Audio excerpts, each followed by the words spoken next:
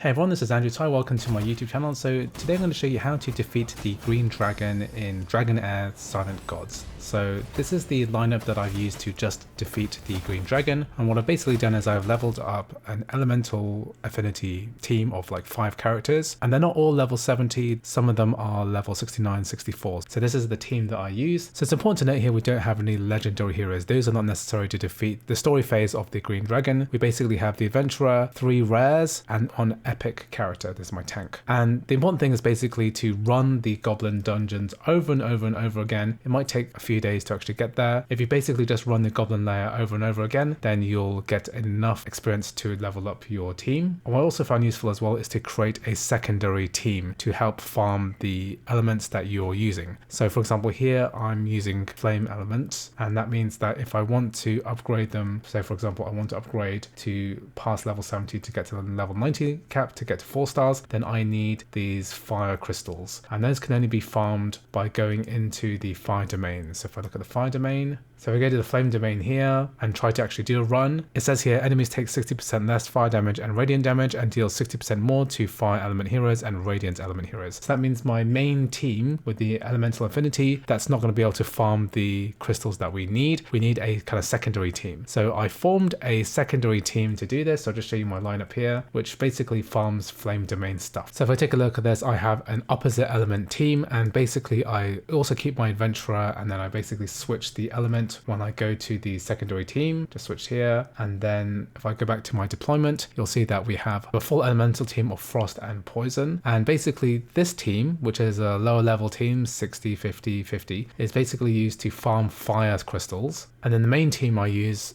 is also used to farm the frost domain. So if I go to the frost domain, you'll see that if I go into here and I go into deployment, I am at 3 elemental affinity, but I'll switch my main character over and I'll put him back into fire. And then this allows me to get my 5 elemental affinity, get the full damage bonus, and then I can farm the necessary frost and poison crystals for my secondary team. And basically you need to operate 2 teams in order for this to work properly. So if you want to be able to level up your characters, you basically need at least 9 heroes or 10 heroes into 2 different teams with opposite elements, and then you can just basically alternate which one you do. So a very common farming route would be go into Goblin Lair, get the XP potions, then go into the flame domain and then level up your ice poison characters and then farm flame domain for flame crystals, then go back in the goblin domain and then go into the frost domain and farm the ice crystals and the poison crystals you need for your secondary team, and basically rinse and repeat until all of your heroes are level 70 or 65 or above, and then you'll be able to defeat the green dragon. Also make sure you have a decent healer and also a decent tank, and then you have basically 2 free and basically have 2 free characters to do damage, and that should be enough. The other thing is make sure that all of your equipment slots are filled. Do as much as possible in terms of synergizing your gear. So for example here, the rage helmets have a synergy. So if you have 2 rage helmets, you get plus 15% attack. If you have 4, you get an additional 15%. So it all adds up. And the artifacts, you should definitely be refining them and improving them as much as possible. Put them on all of your main characters for the green dragon, as it is a very challenging fight. So once you've got all of your heroes up to about level 65 to 70 and you've geared them up accordingly with all of the slots refined to the highest level, then it's time to do the actual green dragon fight. So this fight comes in 3 phases. The first phase is very straightforward against 2 minions. The second phase starts with a cinematic, and it's not really that challenging a fight. It's pretty much a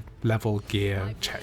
There's a move called Phantom Trick where the dragon summons a bunch of smaller dragons and then disappears, but this part isn't really that hard. However, the third phase also does a cinematic, and this is quite a challenging part of the fight. This is where most people are going to fail. So what's important here is to look out for the attack called Charged Breath. You want to save up all of your ultimates for this phase. So the rest of the fight you can probably get away with automating all of your ultimate attacks, but here you should definitely change them to manual so that you can break that shield, otherwise your party is going to get completely wiped. Anyway, once you get through 2 of those phases, you'll probably finish the fight, and you'll be able to get your reward at the end. This pretty much marks the end of this chapter of the game. So anyway, that is how you defeat the green dragon on Dragonheir Silent Gods. I hope you found this video useful. Got lots of other videos like this on my YouTube channel, so please check it out. Thanks for watching, and I'll see you in the next video.